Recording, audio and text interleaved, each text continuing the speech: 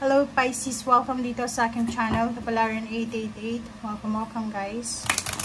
Alamin natin kung anong messages, energy, vibration para sa lahat ng Pisces. So in general tayo, tingnan natin ano ba ang energy na para sa iyo, Pisces. Okay, kung bago ka sa aking channel, please like, share, and subscribe. Press ang notification bell button guys para updated kayo sa mga videos na ina-upload ko. Okay. First card natin, ang message sa'yo net to Pisces is, if ever man na masyado kang nagmamadali, masyado kang, January pa lang, masyado ka ng workaholic, abalang-abala ka na, nagmamadali ka, ito yung first message sa'yo, wait. Okay, wait. Maghintay ka muna. Don't rush into action right now. Bide your time for better results. Maghintay. Sinasabi sa'yo dito, Pisces, na kinakailangan mong maghintay. Kinakailangan mong gamitin yung oras na to para sa mas importanteng bagay. So, kung halimbawa na meron kang gustong mangyari as soon as possible, yung the soonest ba, kailangan mo din maghintay. Okay? Huwag tayo mag-rush. Huwag tayo maging aggressive, impulsive sa mga desisyon na gagawin natin or sa kung ano pa man. Okay? Pisces.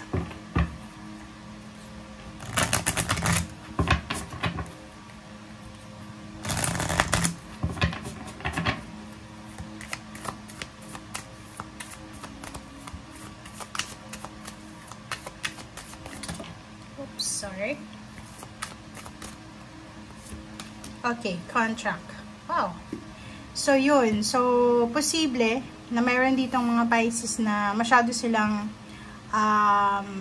nag-aalala para sa isang kontrata. Pwedeng masyado ka nag-aalala sa mga, like for example, nagpass ka ng mga papeles, documents. It's either tungkol to sa visa, tungkol to sa negosyo, parang ganun, or anumang dokumento, anumang kontrata na gusto mong pirmahan. Dito sinasabi na kailangan maghintay. It's number 6, balance. Kailangan mong maghintay. Okay? Kailangan nating maghintay. Huwag tayong masyadong magmadali. Diyan. Okay? Pisces. Napakalinaw. Ang ganda ng message sa'yo.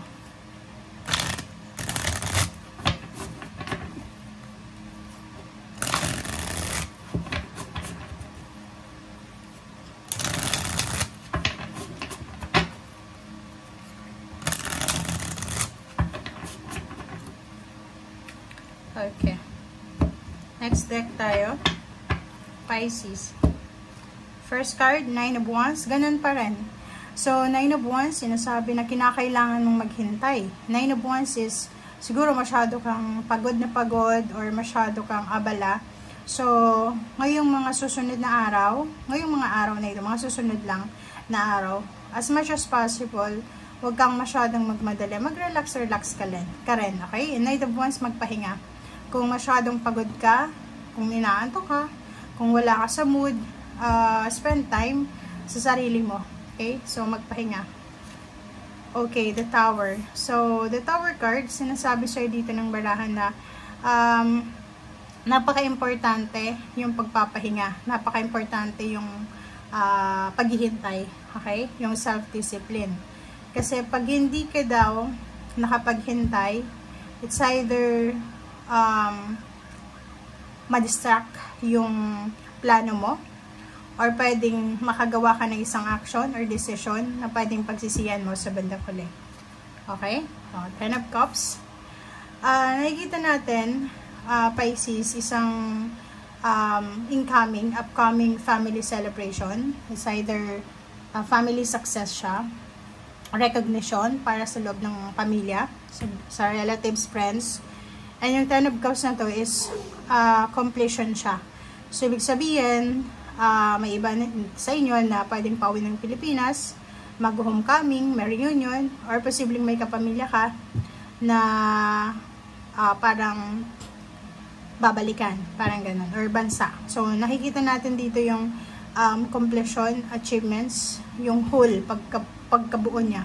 Okay? So, if eto yung hinihintay mo, if OFW ka, like, nasa ibang bansa ka, diba? So, atat-natat ka nang makauwi ng Pilipinas para makasama yung pamilya mo. dito sinasabi na wait. Okay? Huwag nating i-rush. Kung hindi kaya, kung wala kang pamasahe, kung wala kang panggastos, huwag mong mamadaliin.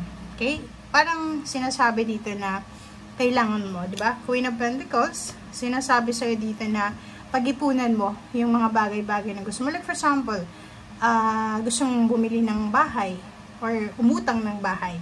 Okay? So, dito sinasabi sa'yo, mag-ipon ka muna. Kailangan mo munang hanapin, kailangan mo munang mahawakan yung lump sum of money na yan before ka magdesisyon. Wow. So, dito, sinasabi dyan sa'yo ng Baraha Pisces na may upcoming offer ng trabaho.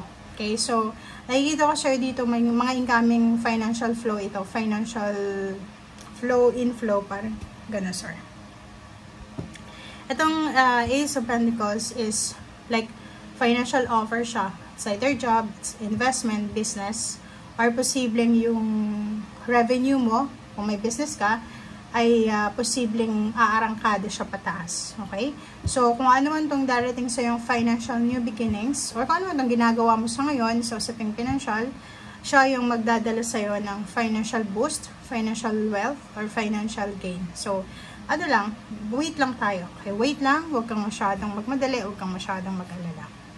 Okay, so, physical, if mental, physical, financial, nakikita ko siya dito, if ever lang, medyo may nararamdaman kang stress, or parang anxiety, or yung iba sa inyo, medyo tumataba na, pumapayag na, as much as possible, focus kayo sa health nyo. Okay?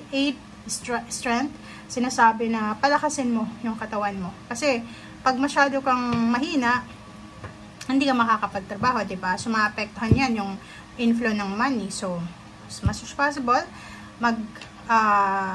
prioritize tayo, mag-focus tayo sa health natin. Physical health. Wow!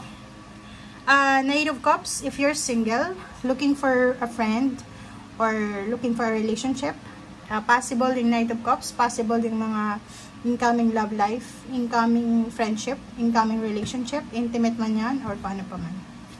Okay. The Chariot, so nakikita ko sa'yo dito na posibleng ano to, love life to na from other country or from other place na malayo. Kasi magta-travel pa to. So, nakikita natin, pwedeng may mga iba sa inyo na may nasa LDR relationship. So, pwedeng magkita na kayo ng karelasyon mo. Kikita natin yung plano para sa pagta-travel. So, it's number 7. Number 7, 7:53 sa oras ng ating video. Sinasabi sa'yo dito na yung minamanifest mo, pinaplano mong travel, ay possible siya. Possible na possible. Okay? Next naman is Knight of Wands. O, diba? So, kung makikita mo dito, mayroon ditong Pisces na magkakaroon ng possibilities or opportunity siya. Maraming opportunities. Hindi lang isa. Na pwede kang makapag-travel around the country, around the world. Kung makikita mo dito, tingnan mo. Nakatingin ka sa chariot. So, sobrang dedicated. Sobrang kang motivated, dedicated sa kung ano man itong plano mo. May plano kang mag-travel. Kung nasa Pilipinas ka, gusto mong mga ibang bansa, gusto mong pumunta sa ibang bansa para magtrabaho. And iba naman sa inyo dito, gustong lumipat sa ibang lugar para makamove on, para mawala yung mga pain and heartaches nila, or para makarecover, ma-restore yung energy nila, makarecover sa mga scarcity or sa mga financial problems na pinagdadaanan nila sa buhay. Okay? Okay, so, Knight of Swords, be attentive. Okay? Be attentive tayo kasi ang dami-daming news, financial, emotional, maraming letters, emails, chat. Lalo sa chat, napakaraming mensahe ka na matatanggap, maraming magsisend sa'yo ng messages, maraming magsisend sa'yo ng confirmation, pwedeng may mga taong hihingi sa'yo ng tulong, or may mga taong magpapasalamat sa'yo through messenger or email or any types of communication. Okay. Yung iba naman sa inyo dito, mas lalo kayong magfo-focus sa inyong trabaho or sa inyong craft or sa inyong field, kung ano man yung ginagawa nyo. Okay? And the Wheel of Fortune, nakikita ko sure dito na nasa tamang direction ka, nasa tamang trabaho, nasa tamang lugar, nasa tamang energy.